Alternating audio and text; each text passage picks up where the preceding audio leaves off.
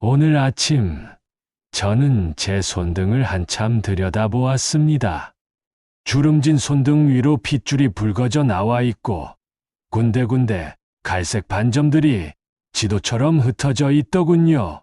이 손이 한때는 참 튼튼했었습니다. 삽질도 하고 나무도 패고 아이들을 번쩍번쩍 들어 올리던 손이었는데 말이에요. 이제는 찻잔 하나 드는 것도 조심스럽습니다. 떨림이 오거든요. 그때 문득 깨달았습니다. 아, 이제 정말 얼마 안 남았구나. 사람은 죽음을 떠올려야 비로소 삶을 다시 봅니다. 저도 이제는 언젠가 끝이 온다는 걸 잘 압니다. 그렇기에 작은 일이라도 내가 해냈다는 마음을 남기고 싶습니다. 그게 사소한 일일지라도 제 목소리 하나 남겨두고 싶어요. 젊었을 때는 죽음이 뭔지도 몰랐습니다. 아니, 알았다고 생각했지만 실은 몰랐던 거예요. 그저 먼 훗날의 일, 다른 사람에게나 일어나는 일이라고 여겼지요. 하루하루가 끝없이 이어질 것만 같았고 내일도 모레도 당연히 올 거라 믿었으니까요. 그런데 70을 넘기고 80에 가까워지니 달라지더군요. 아침에 눈을 뜨면 오늘도 살아있구나 하는 생각이 먼저 듭니다. 그리고 창밖을 봅니다. 오늘은 어떤 하늘일까? 해가 뜨는 걸 보면 아 좋다 싶고 비가 오면 빗소리 좋네 싶고 이 모든 게 선물처럼 느껴집니다. 당연한 게 하나도 없더라고요. 요즘 저는 자주 과거를 떠올립니다. 특히 한밤중에 잠이 안 올 때면 말이에요. 침대에 누워 천장을 바라보며 하나하나 기억을 더듬습니다. 처음 아내를 만났던 날, 그때 그 사람이 입었던 하얀 블라우스, 첫 아이가 태어났을 때 산부인과 복도에서 얼마나 떨었는지, 직장에서 승진했을 때의 기쁨, 아버지 장례식 때 쏟아지던 여름비, 손자가 처음 할아버지라고 불렀을 때의 그 뭉클함, 모두 선명하게 떠오릅니다. 어쩌면 어제 일보다 더 선명할지도 모르겠습니다. 그런데 이상한 게 뭔지 아십니까? 후회되는 것들은 대부분 하지 않은 것들이더라고요. 했던 일 중에 후회되는 건 의외로 많지 않습니다. 실수도 하고 잘못도 했지만 그건 그래도 했던 거니까요. 그때 저는 최선을 다했다고 생각합니다. 하지만 하지 않은 것들, 그게 마음에 걸립니다. 아내에게 더 자주 사랑한다고 말할 걸, 아이들과 더 많이 놀아줄 걸, 부모님께 더 자주 전화할 걸, 친구들에게 먼저 연락할 걸, 그 여행을 갈 걸, 그 책을 쓸 걸, 그 악기를 배울 걸, 나중에 하다가 나중이 오지 않았더군요. 그래서 요즘 저는 결심했습니다. 남은 시간 동안 아무리 작은 일이라도 해내기로 말이에요. 매일 아침 산책하며 동네 고양이에게 인사하는 것, 손자에게 옛날 이야기 하나 더 들려주는 것, 오래된 친구에게 안부 문자 보내는 것, 창가에 앉아 하늘을 보며 감사하다고 중얼거리는 것. 보잘것없어 보이십니까? 그럴 수도 있습니다. 하지만 이 작은 일들이 모여서 제 마지막 날들을 만들어가고 있습니다. 그리고 이것들이 쌓여서 누군가의 기억 속에 그런 사람이었다는 흔적을 남기겠지요. 어제는 손자가 물었습니다. 할아버지, 무섭지 않으세요? 무엇이 무섭냐고 했더니 죽는 게 무섭지 않냐고 하더군요. 저는 한참을 생각하다가 대답했습니다. 무섭지. 솔직히 무서워. 하지만 더 무서운 건 살아있으면서 살아있지 않은 것 같아. 숨은 쉬는데 아무것도 느끼지 못하는 것. 시간은 흐르는데 아무것도 남기지 못하는 것. 그게 더 무섭단다. 손자는 고개를 끄덕이더니 제 손을 꼭 잡았습니다. 그 어린 손의 온기가 참 따뜻하더군요. 그래요. 이거예요. 이런 순간이에요. 이런 걸 느끼기 위해 우리는 죽음을 생각해야 합니다. 죽음이라는 끝이 있기에 우리는 비로소 지금 이 순간을 온전히 느낄 수 있으니까요. 저는 창밖을 봅니다. 저녁 해가 지고 있습니다. 하늘이 주황빛으로 물들고 구름이 분홍색으로 변하고 있지요. 아름답습니다. 내일 또 이 노을을 볼 수 있을까요? 모르겠습니다. 하지만 오늘, 지금, 이 순간만큼은 확실하게 여기 있습니다. 그리고 이렇게 생각하는 제가 있고, 이걸 여러분에게 전하고 싶어 하는 제가 있습니다. 그것만으로도 충분하지 않을까요? 죽음을 생각하니 삶이 보입니다. 끝이 있음을 아니 시작이 소중합니다. 남은 시간이 적음을 아니 매 순간이 값집니다. 그래서 오늘도 저는 작은 것 하나를 해냈습니다. 이 글을 쓰는 것, 제 목소리를 남기는 것, 여러분이 언젠가 이걸 읽고, 아, 이런 사람이 있었구나 하고 생각해 주신다면, 그것만으로도 저는 충분히 살아있는 것 아니겠습니까? 해가 완전히 졌습니다. 어둠이 찾아오고 있습니다.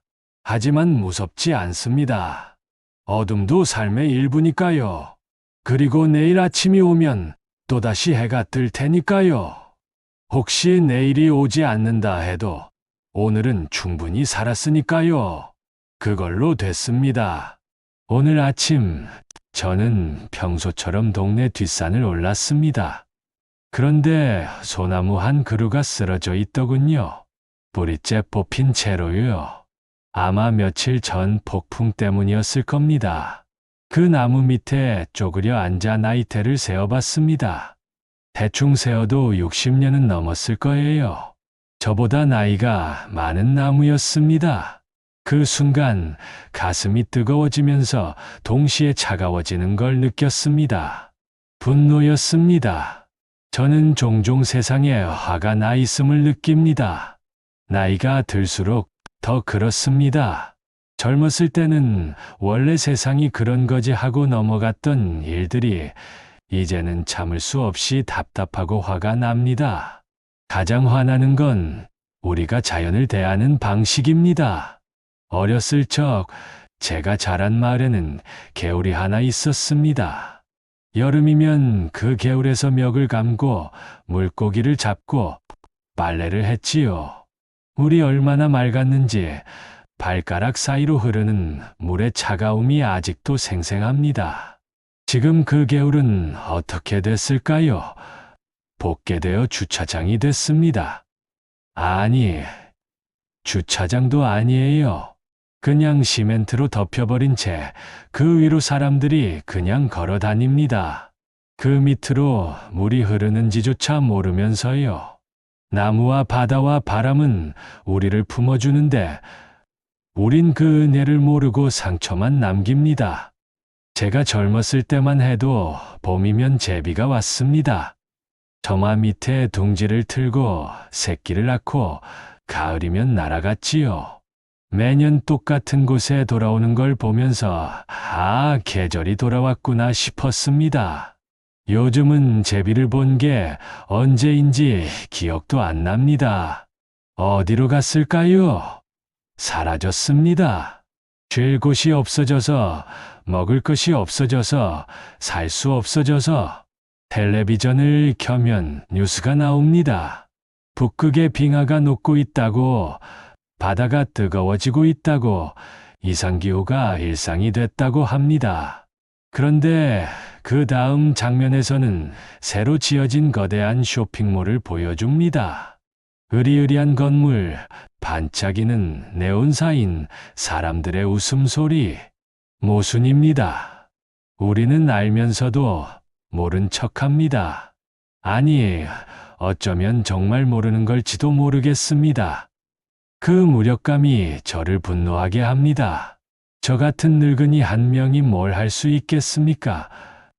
분리수거를 열심히 하고 일회용품을 안 쓰고 전기를 아껴 쓴다고 해서 뭐가 달라지겠습니까? 지구 반대편에서는 공장이 매연을 뿜어내고 바다에는 플라스틱 섬이 떠다니는데요. 손자가 물었습니다. 할아버지, 왜 어른들은 지구를 망쳐놓고도 가만히 있어요? 저는 대답할 말이 없었습니다. 변명할 수도 없었지요. 우리 세대가 이 모든 걸 만들어냈으니까요. 편리함을 줬다가 성장을 외치다가 당장의 이익만 보다가 여기까지 온 겁니다. 그 아이의 눈을 바라보면서 저는 부끄러웠습니다. 동시에 화가 났습니다. 이 아이들에게 어떤 세상을 물려줄 것인가? 이게 우리가 할 일이었던가? 하지만 분노만으로는 아무것도 변하지 않습니다. 저는 그걸 압니다. 그래서 저는 목소리를 내기로 했습니다. 작더라도, 떨리더라도, 힘이 없더라도요. 매주 화요일, 저는 동네 도서관에서 아이들에게 이야기를 들려줍니다. 옛날에 우리가 어떻게 살았는지, 자연이 얼마나 아름다웠는지, 그리고 우리가 무엇을 잃어버렸는지 말해줍니다. 아이들은 신기한 듯 듣습니다. 할아버지 때는 정말 하늘에 별이 많이 보였어요. 개울물이 정말 그렇게 맑았어요. 네, 그랬습니다. 정말로요. 그리고 저는 말해줍니다. 너희가 다시 그런 세상을 만들 수 있단다. 할아버지는 늙어서 힘이 없지만 너희는 할 수 있어. 나무를 심고 쓰레기를 줍고 친구들에게 알려주렴. 작은 것부터 시작하는 거야. 혼자서는 할 수 없지만 함께라면 할 수 있습니다. 저는 아파트 화단에 꽃을 심습니다. 관리사무소에서는 귀찮아하지만 저는 계속 심습니다. 벌과 나비가 올 수 있게요. 옥상에는 작은 새집을 달아놨습니다. 혹시라도 제비가 돌아올까 싶어서요. 장을 볼 때는 장바구니를 들고 갑니다. 마트 직원들이 이상하게 쳐다봐도 상관없습니다. 플라스틱 봉지 하나라도 덜 쓰는 게 중요하니까요. 친구들을 만나면 이야기합니다. 우리라도 달라져야 하지 않겠나? 처음엔 귀찮아하던 친구들도 하나둘 바뀌기 시작합니다. 김 씨는 베란다에 텃밭을 만들었고, 이 씨는 손자들에게 환경책을 사줬다고 합니다. 작은 변화입니다. 너무 작아서 아무 의미 없어 보일 수도 있습니다. 하지만 저는 압니다. 세상의 모든 큰 변화는 작은 움직임에서 시작된다는 걸요. 정의란 거창한 게 아닙니다. 그저 옳은 일을 하는 겁니다. 더 나은 세상이란 멀리 있는 게 아닙니다. 오늘 내가 선택하는 것들이 만들어가는 겁니다. 저는 나이가 많습니다. 제게 남은 시간도 얼마 없습니다. 제가 만든 변화를 제가 다 보지 못할 수도 있습니다. 그래도 괜찮습니다. 제가 심은 나무가 자라는 걸 누군가는 볼 테니까요. 제가 아이들에게 들려준 이야기를 누군가는 기억할 테니까요. 제가 시작한 작은 움직임을 누군가는 이어갈 테니까요. 창밖을 봅니다. 비가 내리고 있습니다. 빗물이 땅을 적시고 나무 뿌리로 스며들고 있습니다. 자연은 스스로를 치유할 줄 압니다. 우리가 방해만 하지 않는다면요. 분노는 여전합니다. 무력감도 사라지지 않습니다. 하지만 그 안에서 저는 희망을 봅니다. 변화를 만들 수 있다는 희망을요. 나이가 들었다고, 힘이 없다고, 세상이 크다고 포기할 수는 없습니다. 우리에게는 목소리가 있으니까요. 손이 있으니까요. 마음이 있으니까요. 그리고 무엇보다 우리에게는 책임이 있으니까요. 오늘도 저는 작은 일 하나를 해냅니다. 분노를 행동으로 바꾸는 일을요. 오늘 아침, 저는 오래된 녹음기를 발견했습니다. 카세트 테이프가 들어있는 손바닥만 한 녹음기였습니다. 먼지를 털어내고 재생 버튼을 눌렀습니다. 지직거리는 소음 뒤로 제 목소리가 흘러나왔습니다. 1995년 3월 2일 2학년 3반 영어 수업 30년 전의 목소리였습니다. 그런데 이상했습니다. 분명 제 목소리인데 제 목소리 같지 않았습니다. 너무 딱딱하고 너무 권위적이고 너무 기계적이었습니다. 마치 누군가를 흉내내는 것처럼 들렸습니다. 그때 깨달았습니다. 그건 제 진짜 목소리가 아니었습니다. 삶은 결국 자기 목소리를 찾는 길입니다. 저는 오랜 시간 동안 제 목소리를 내지 못했습니다. 아니, 정확히는 제 목소리가 무엇인지조차 몰랐습니다. 주변 사람들이 원하는 말, 사회가 요구하는 말, 상황에 맞는 말만 했을 뿐입니다.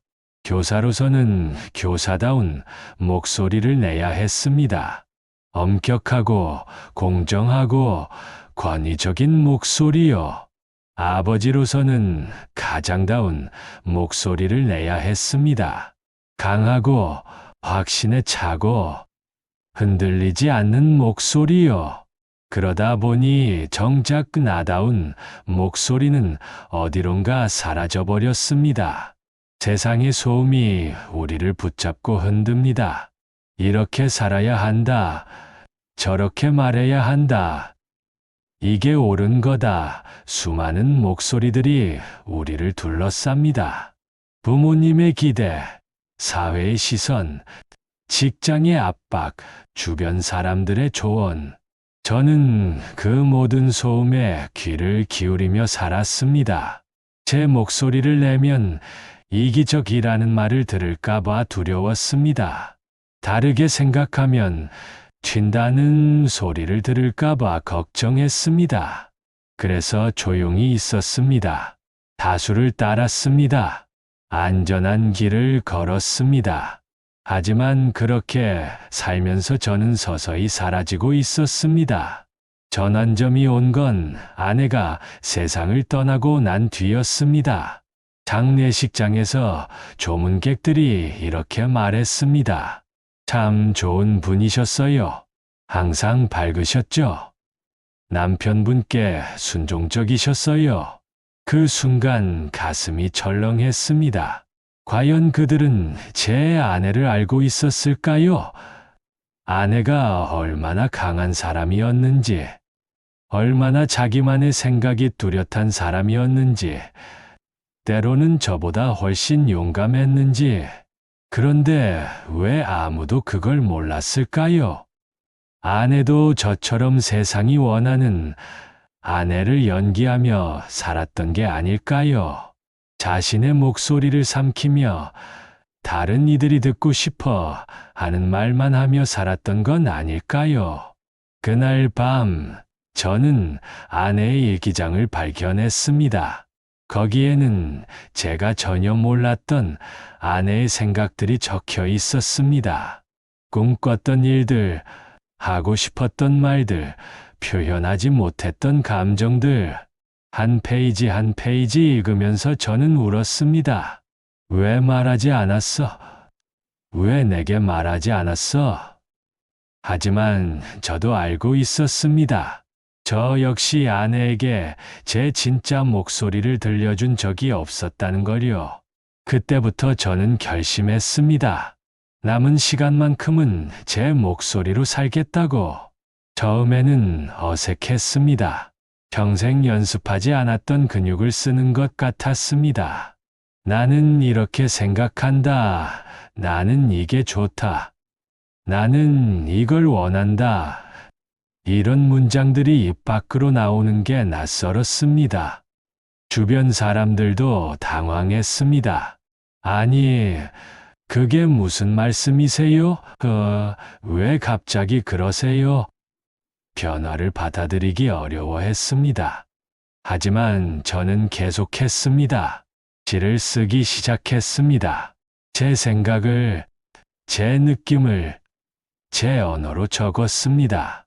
누가 읽을지, 누가 좋아할지 신경 쓰지 않았습니다. 그저 제 목소리를 찾는 일에 집중했습니다. 도서관 모임에서 제 시를 낭독했습니다. 떨리는 목소리로요. 어떤 분은 고개를 끄덕였고 어떤 분은 눈물을 흘렸습니다. 한 할머니가 다가와 손을 잡으셨습니다. 선생님 시를 듣고 용기가 났어요. 저도 제 이야기를 해보고 싶어졌어요. 그 순간 깨달았습니다. 자기 목소리를 내는 건 이기심이 아니라 다른 이들에게도 빛이 되는 길이라는 걸요. 제가 제 목소리를 낼 때 누군가는 나도 괜찮구나 하고 안도합니다. 제가 제 취약함을 드러낼 때 누군가는 나만 그런 게 아니구나 하고 위로받습니다. 제가 제 꿈을 말할 때 누군가는 나도 해볼까 하고 용기를 냅니다. 우리의 진짜 목소리는 혼자만을 위한 게 아닙니다. 그것은 어둠 속에서 길을 잃은 누군가를 위한 등불이 됩니다. 요즘 저는 동네 커뮤니티 센터에서 목소리 찾기 모임을 운영합니다. 오시는 분들은 대부분 평생 자신의 목소리를 내보지 못한 분들입니다. 남편 뒷바라지만 하느라, 자식 키우느라, 생계를 꾸리느라, 정작 자신이 누구인지 물어볼 시간이 없었던 분들이지요.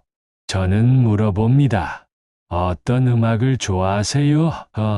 어떤 색깔이 마음에 드세요? 무엇을 할 때 행복하세요? 처음에는 대답을 못 하십니다. 글쎄요. 잘 모르겠어요. 생각해 본 적이 없어요. 하지만 시간이 지나면서 조금씩 목소리가 나옵니다. 작고 떨리지만 그래도 자기만의 목소리입니다. 저는 봄 날씨가 좋아요.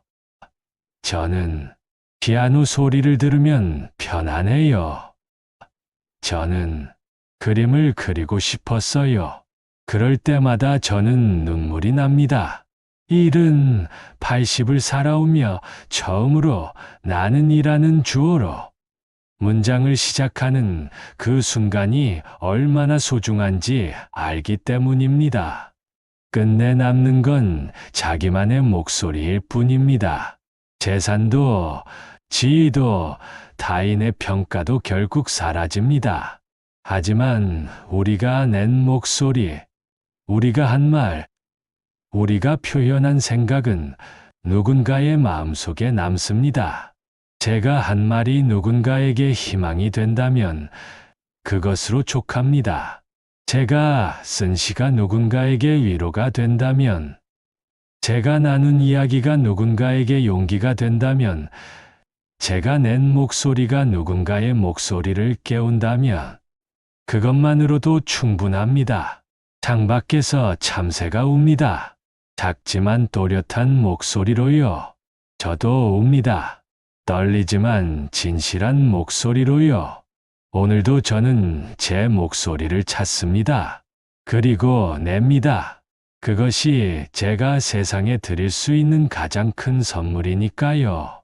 오늘 초등학교 앞을 지나가다가 발걸음을 멈췄습니다. 아이들이 교실에서 쏟아져 나오고 있었습니다. 웃고 떠들고 뛰어다니는 모습. 그 중 한 아이가 고개를 푹 숙이고 혼자 걸어가더군요. 손에는 시험지가 들려 있었습니다. 빨간 점수가 보였습니다. 그 모습을 보는 순간 60년 전에 제가 떠올랐습니다. 어린 시절에 저는 자주 시험에 실패했습니다. 산수시험, 국어시험, 사회시험. 무엇을 봐도 점수가 나오지 않았습니다.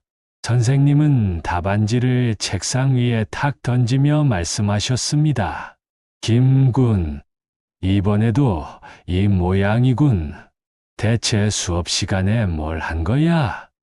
반 아이들이 킥킥거렸습니다. 저는 고개를 들 수가 없었습니다. 집에 가면 어머니가 기다리고 계셨습니다. 시험 잘 봤니? 시험지를 보여드리면 한숨을 쉬셨습니다. 옆집 민수는 1등 했는데 너는 왜 이 모양이니? 아버지는 더 직설적이셨습니다. 공부를 못하면 농사나 지어야지. 뭘 해먹고 살 거냐? 저는 바보라고 믿었습니다. 세상도 그렇게 불렀습니다. 머리가 나쁜 애, 공부하는 담 쌓은 아이, 노력해도 안 되는 애. 그 말들이 제 안에 박혔습니다. 돌처럼 무겁게 가라앉았습니다. 시험을 볼 때마다 손이 떨렸습니다. 문제를 읽어도 머릿속이 하얘졌습니다. 아는 것도 잊어버렸습니다. 악순환이었습니다. 못할 거라고 믿으니 정말로 못했고, 못하니까 더 못할 거라고 믿게 됐습니다. 중학교 때는 더 심했습니다. 반에서 꼴찌를 도맡아 했습니다. 선생님들은 저를 포기했습니다. 너는 실업계 가야겠다. 공부는 안 맞는 것 같으니 기술이나 배워라. 그 말을 들을 때마다 제 가슴에 구멍이 뚫리는 것 같았습니다. 저는 정말 멍청했을까요? 정말 머리가 나빴을까요? 아닙니다. 이제는 압니다. 저는 다른 방식으로 생각했을 뿐입니다. 시험이 요구하는 방식이 제게 맞지 않았을 뿐입니다. 수학 문제를 풀 때 저는 숫자보다 이야기로 이해했습니다. 사과 3개에서 2개를 먹으면 이라는 문제를 보면 저는 누가 사과를 먹는지, 왜 먹는지, 남은 사과는 어떻게 되는지 상상했습니다. 답을 쓰는 데는 시간이 오래 걸렸습니다. 국어 지문을 읽을 때도 마찬가지였습니다.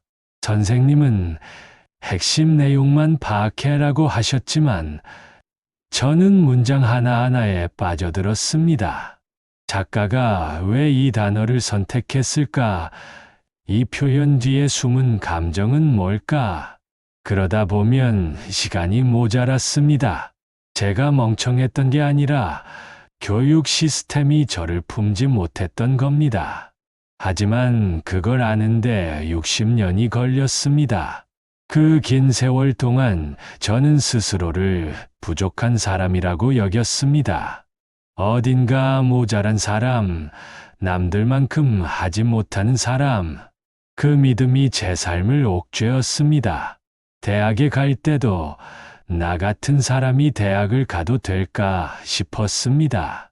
교사가 되고 나서도 나 같은 사람이 아이들을 가르쳐도 될까 불안했습니다. 늘 부족함을 느꼈습니다. 늘 남들의 기준에 미치지 못한다고 생각했습니다.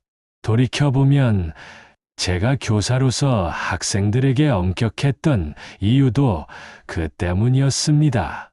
제가 받았던 상처를 무의식 중에 아이들에게 되풀이했던 겁니다. 이것도 못하니? 다른 애들은 다 하는데 왜 너만 못하니? 제가 듣고 싫었던 말을 제가 하고 있었습니다. 변화가 온 건 손자 때문이었습니다. 어느 날 손자가 울면서 왔습니다. 할아버지, 나 수학 시험 30점 맞았어. 나 바보야. 그 순간 제 가슴이 철렁했습니다. 60년 전 제 모습이 보였습니다. 저는 손자를 안아주었습니다. 그리고 말했습니다. 넌 바보가 아니야. 절대로 아니야. 시험 점수는 내가 얼마나 똑똑한지 말해주지 못해. 그건 단지 내가 그 시험 문제를 얼마나 빨리 푸는지만 보여줄 뿐이야. 손자가 눈물 그친 눈으로 저를 바라봤습니다. 할아버지도 시험 못 봤어? 그럼 할아버지는 내보다 훨씬 더 못 봤어. 항상 꼴찌였단다. 그런데 어떻게 선생님이 됐어요? 저는 웃었습니다. 그건 말이지. 시험이 인생의 전부가 아니라서야. 할아버지는 시험은 못 봤지만 시는 잘 썼거든. 사람들 이야기를 잘 들어줬고 아픈 사람을 위로하는 것도 잘했어. 그런 건 시험으로 측정할 수 없는 거란다. 손자가 고개를 끄덕였습니다.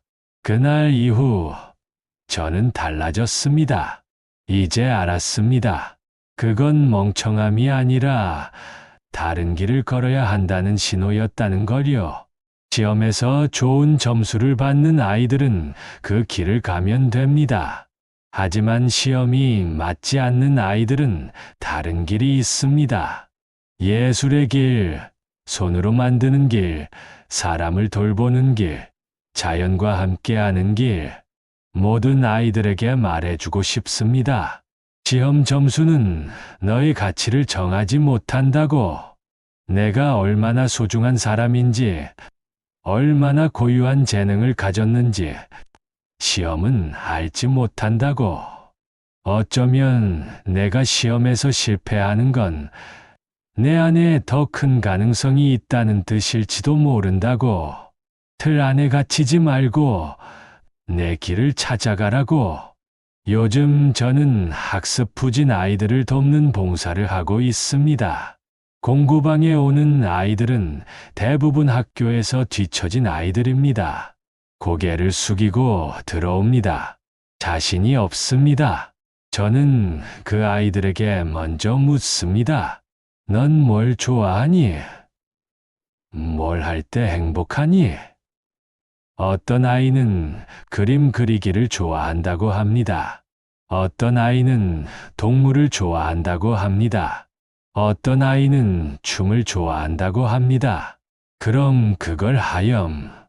내가 좋아하는 걸 하면서 배우면 돼. 수학도 그림으로 배울 수 있고, 과학도 동물을 통해 배울 수 있어. 아이들의 눈이 조금씩 빛나기 시작합니다. 저는 제 어린 시절의 상처를 이제 치유하고 있습니다. 그 아이들을 통해서요. 제가 듣고 싶었던 말을 그 아이들에게 해주면서요. 넌 충분히 똑똑해. 넌 충분히 가치 있어. 넌 그대로 괜찮아. 창밖에서 아이들 웃음소리가 들립니다. 저도 웃습니다.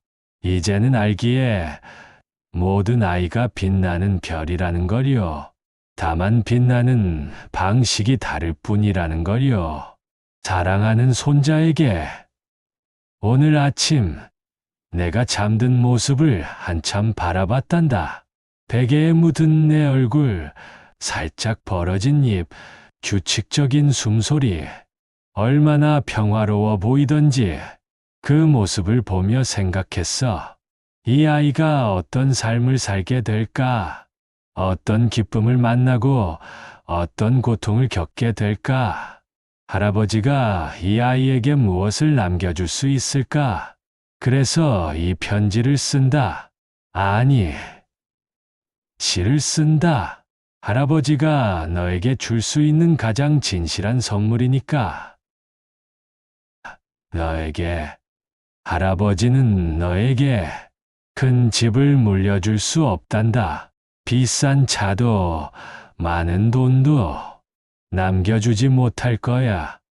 하지만 이것만은 전알게. 화려한 것보다 작지만 본질적인 것을 선택하는 지혜를, 번쩍이는 것보다 따뜻한 것을 붙잡는 용기를. 사랑하는 손자야, 세상은 너에게 많은 것을 약속할 거야. 이걸 사면 행복해질 거야. 이걸 이루면 성공할 거야. 이 정도는 가져야 해. 그 목소리들이 크게 들릴 거란다. 현란하고 매력적으로 들릴 거야. 하지만 할아버지는 알아. 그것들은 진짜가 아니라는 걸. 잠깐 빛나지만 곧 바래는 것들이라는 걸. 진짜는 따로 있단다. 집이란 건 건물이 아니야. 내가 돌아가고 싶은 곳. 내가 온전히 너일 수 있는 공간이지. 작가도 괜찮아. 낡아도 괜찮아. 그곳에서 내가 편안하다면 그게 집이란다. 가족이란 건 혈연이 전부가 아니야. 내가 힘들 때 내 편이 되어주는 사람들, 내가 기쁠 때 함께 웃어주는 사람들, 그들이 진짜 가족이란다. 친구는 많을 필요가 없어. 진심 어린 친구 한둘이면 충분해.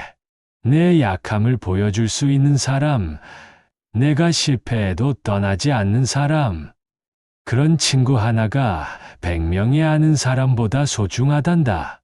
자유란 건 돈이 많아서 오는 게 아니야. 남의 시선에 흔들리지 않는 마음, 내 신념대로 살아갈 수 있는 용기에서 온단다. 평화는 모든 걸 가져서 오는 게 아니야. 내가 가진 것에 감사할 줄 아는 마음, 충분하다고 느낄 줄 아는 지혜에서 온단다. 돈에 대하여, 손자야, 할아버지는 내게 돈이 필요 없다고 말하지 않을게. 그건 거짓말이니까. 돈은 필요해. 밥을 먹고 잠잘 곳을 구하고, 아플 때 병원에 가려면 돈이 있어야 하지. 하지만 기억해. 돈은 필요하지만 전부는 아니라는 걸. 더 많이 가진다고 더 행복한 건 아니야. 더 비싼 걸 산다고 더 소중한 건 아니란다. 할아버지가 본 가장 불행한 사람들은 돈이 없는 사람들이 아니었어. 돈밖에 없는 사람들이었단다. 너답게 살아가는 용기를 가지렴. 이게 가장 중요해. 세상은 너에게 이렇게 살아야 해라고 말할 거야. 좋은 대학, 좋은 직장, 좋은 배우자, 정해진 길을 가라고 할 거야. 하지만 묻고 싶구나. 그게 정말 내 길이니? 남들이 부러워하는 길이지만 내가 행복하지 않다면 그건 내 길이 아니란다. 남들이 이해하지 못해도 내 가슴이 뛰는 일이 있다면 그게 내 길이야. 할아버지도 늦게 알았어. 남의 눈으로 산 세월이 너무 길었지. 교사로 산 36년 중 얼마나 많은 시간을 교사는 일해야 한다는 틀에 갇혀 살았는지 모른다. 그러다 정년퇴직하고 나서야 시를 쓰기 시작했어. 그게 진짜 나였거든. 60이 넘어서야 비로소 나답게 산 거야. 너는 그러지 마. 일찍 찾아. 내가 누구인지, 내가 뭘 좋아하는지, 내가 어떻게 살고 싶은지, 그리고 용감하게 그 길을 걸어가렴. 온전히 살아있다는 것. 내 삶에서 가장 중요한 건 얼마나 많이 가졌는가가 아니야. 얼마나 높이 올랐는가도 아니야. 내가 온전히 살아있다는 사실이란다. 아침에 눈 뜨고 오늘도 살아있구나 하고 감사할 수 있다면 좋아하는 일을 하며 아, 이거구나 하고 가슴이 뛸 수 있다면 사랑하는 사람과 너와 함께여서 좋다 하고 웃을 수 있다면 그것만으로 충분해. 그것만으로 부자야. 그것만으로 성공이란다. 할아버지가 너에게 바라는 건 많지 않아. 유명해지지 않아도 돼.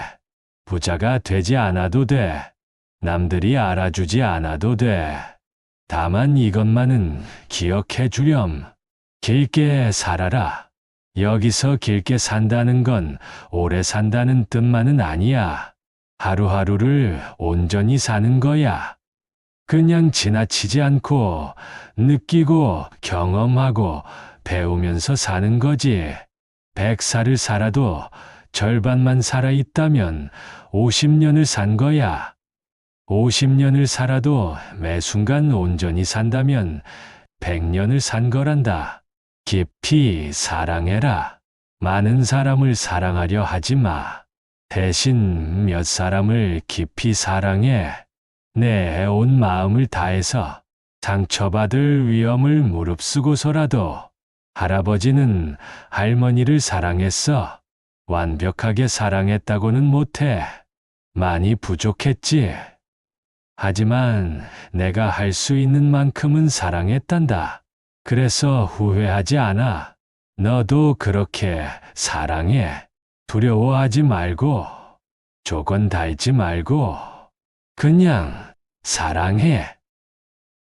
마지막 축복.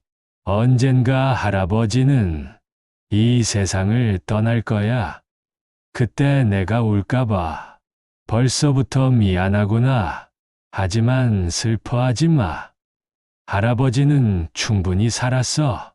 너를 만났고, 너와 함께 웃었고, 너에게 이 편지를 남겼으니 이것으로 됐단다. 할아버지가 없어도 이 시를 읽으며 할아버지를 기억해 주렴. 그리고 기억해. 할아버지는 늘 내 편이야. 하늘에서도 내가 잘 살기를, 내가 행복하기를 기도할게. 사랑한다. 손자야. 너의 인생이 아름다운 시가 되기를. 창밖에 해가 뜹니다. 새로운 아침입니다. 너는 아직 자고 있구나. 조금 있으면 깨어나겠지. 할아버지를 보며 웃어주겠지. 그 웃음 하나로 할아버지는 행복하단다. 오늘도, 내일도, 그 이후에도 너의 할아버지가